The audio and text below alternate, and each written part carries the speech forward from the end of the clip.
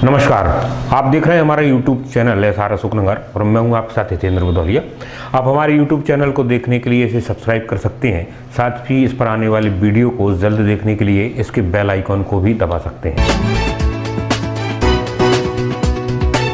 लंबे समय के बाद प्रदेश के पूर्व मुख्यमंत्री और भाजपा के राष्ट्रीय उपाध्यक्ष शिवराज सिंह चौहान अशोकनगर जिले में आए।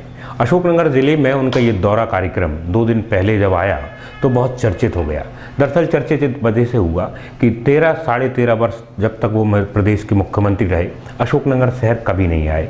कई ऐसे मौके आए जब उनके कार्यक्रम बने और अचानक आखिरी समय पर वो तब्दील किए गए या रद्द कर दिए गए या स्थगित कर दिए गए। जैसे ही लोगों को ये खबर लगी कि शिवराज सिंह चौहान यहाँ विजय संकल्प यात्रा में आएंगे, उसी दिन से सोशल मीडिया पर ये मामला बड़ी तेजी के साथ सामने आया। लोग लगातार इस बात को लेकर कमेंट्स कर रहे थे, लोग तरह तरह की चीज़ें लिख रहे थे कि 13 वर्ष तक जिस शहर में मुख्यमंत्री अपनी आमद नहीं दर्ज करा पाए, इससे दूरी बनाए रखे, उसके लिए कई कारण थे।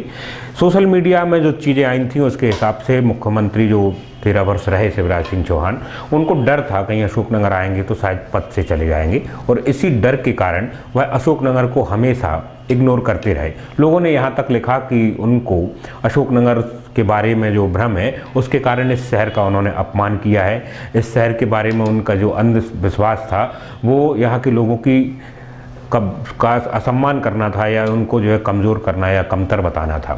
आज जैसे ही वो शिवराज सिंह चौहान अशोकनगर पहुंचे तो ये एक प्रश्न लोगों के सामने बड़ी तेज़ी से था और लगभग 13.5 वर्ष यानी जब वो मुख्यमंत्री बने थे उसके कुछ दिन पहले यहाँ आए थे और इसके बाद आज पहली बार आए तो लोग ज़बरदस्त तरीके से उनको सुनने भी उमड़े। सुनने इसलिए उमड़े कि इतने लंबे अंतराल के बाद वो आए तो क्या इस मुद्दे को लेकर भी कुछ कहेंगे। शिवराज सिंह चौहान ने अशोकनगर ना आ पाने को लेकर मंच से और मंच के बाद पत्रकारों से भी चर्चा की, मगर स्वभाव के अनुसार हर बार की तरह बात गोलमाल ही रही। मंच पर जो बात उन्होंने शुरुआत की वो उन्होंने कहा कि आते आते थोड़ी देर ज़रूर हो गई मगर आए तो सही, और ये कहना भी ना भूले कि अशोकनगर की पवित्र भूमि को वो प्रणाम करते हैं।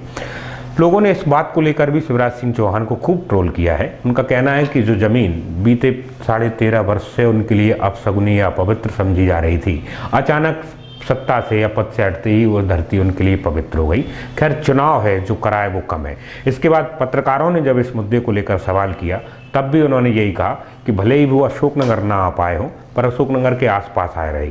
और सब लोगों का सवाल भी है और हमारा आज भी सवाल यही है कि मुख्यमंत्री ये बताएं कि आखिर वो 15 वर्ष जो 13 वर्ष रहे उनके कार्यकाल के, उसमें क्यों नहीं आए, क्या डर था उनको। इसको भी अगर खुल के कह जाते तो बेहतर होता, पर ये प्रश्न और ये सवाल हमेशा की तरह उनका पीछा करता ही रहेगा, क्योंकि न केवल जनता बल्कि कांग्रेस भी इसको लेकर हमेशा सीएम पर उग्र रही है। इस विजय संकल्प यात्रा में आज शिवराज सिंह चौहान के साथ पार्टी के प्रदेश अध्यक्ष राकेश सिंह और पूर्व मंत्री नरोत्तम मिश्रा के अलावा और भी कुछ लीडर थे। इस दौरान कई सारी मुद्दों पर बात हुई। मंच से शिवराज सिंह चौहान ने अब की सरकार को यानी कमलनाथ सरकार को ज़बरदस्त तरीके से घेरा। साथ ही उन्होंने चेतावनी भी दी। कांग्रेस कार्यकर्ताओं को जिस तरह से चीज़ें दी जा रही हैं या जिस तरह से प्रलोभन दिए जा रहे हैं उसका भी उन्होंने उल्लेख किया। शिवराज सिंह चौहान ने कहा कि मध्य प्रदेश में इस समय 2.5 मुख्यमंत्रियों की सरकार है, जिसमें एक कमलनाथ, दूसरा बिना नाम लिए दिग्विजय सिंह को उल्लेखित किया। इसके अलावा आधे मुख्यमंत्री को उन्होंने ज्योतिरादित्य सिंधिया के तौर पर निरूपित किया। उन्होंने चेतावनी भरे लहजे में कहा कि अगर भाजपा के कार्यकर्ताओं पर मामले दर्ज किए गए, उनको दबाया गया तो वह रुकेंगे नहीं और उसके खिलाफ संघर्ष के रास्ते पर आ जाएंगे। साथ ही उन्होंने सरकार को चुनौती देते हुए कहा कि किसानों के मुद्दे पर जो बातें की गई हैं अगर उनको नहीं निभाया गया तो इसके लिए भी वो सड़क पर उतर सकते हैं। उन्होंने कर्ज माफी को कांग्रेस सरकार के द्वारा किया गया एक ऐसा वादा बताया जो पूरा नहीं हो सकता। शिवराज सिंह चौहान ने कहा कि समय निकालने का प्रयास किया जा रहा था। ये जो वचन पत्र उन्होंने दिया था जिसमें किसानों के कर्ज माफ़ की बात की गई थी, शिवराज सिंह ने कहा कि 56,000 करोड़ रुपए का कर्ज किसानों का माफ़ करना है और 5,000 करोड़ की सिर्फ व्यवस्था है, इसलिए सिर्फ चुनाव आचार संहिता का बहाना करके उससे बच रहे हैं। इस पर भी उन्होंने कहा कि सरकार ने जो वादा किया है किसानों के लिए वो पूरा करना ही पड़ेगा। इसके अलावा भी कई सारे मुद्दों पर उन्होंने सरकार को घेरा और एक बात वो कहने में ज़रूर नहीं भूले कि भले ही थोड़ी सी कमियां रही या गलत फहमियों के कारण इस बार चूक हो गई है, मगर आगामी जो लोकसभा चुनाव है उसमें मुख्यमंत्री या दूसरी चीज़ों के साथ साथ वो इस बात को भी ध्यान रखें कि देश में प्रधानमंत्री नरेंद्र मोदी हैं और उनके चयन को लेकर भी इस बार चुनाव होना है।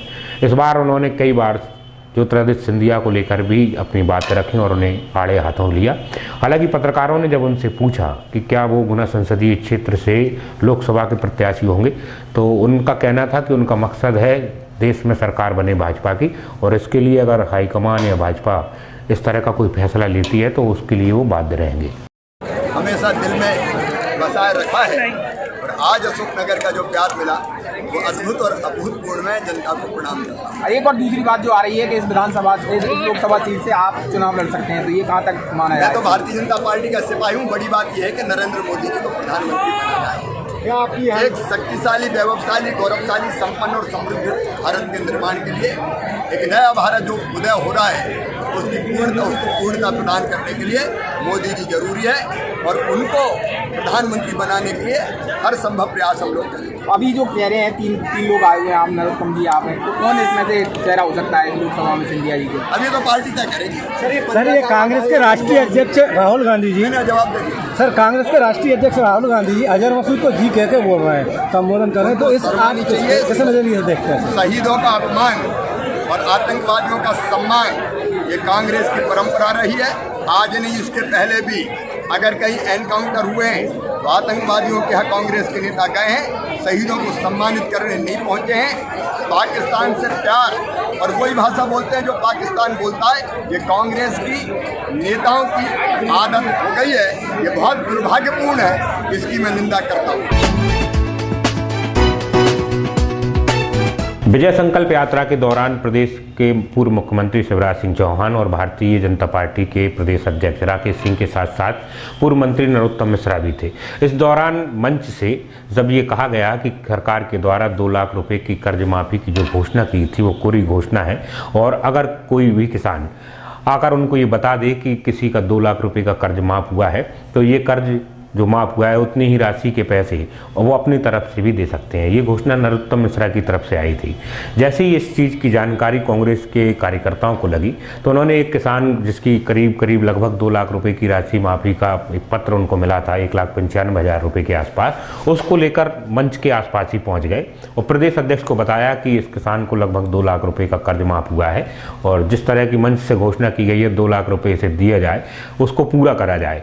मगर राजनीतिक लोगों के द्वारा मंच से कही गई चीज़ों को कहाँ निभाया जाता है, उस मुद्दे को बहुत ज़्यादा उन्होंने भाव नहीं दिया और इसे मंच की कई बातें ही बताकर आगे के लिए बढ़ गए। मैंने इसलिए कह रहा हूं कि 2 लाख रुपया उसे मैं अपनी ओर से देने आया हूं। 2 लाख रुपए वो अपने को मुझे अपना कर्ज माफी का प्रमाण पत्र दे दे। अभी मैं घंटे 2 घंटे तो यहां पे हूं, उसके बाद फिर गुना में हूं, ब्यावरा में हूं रात तक।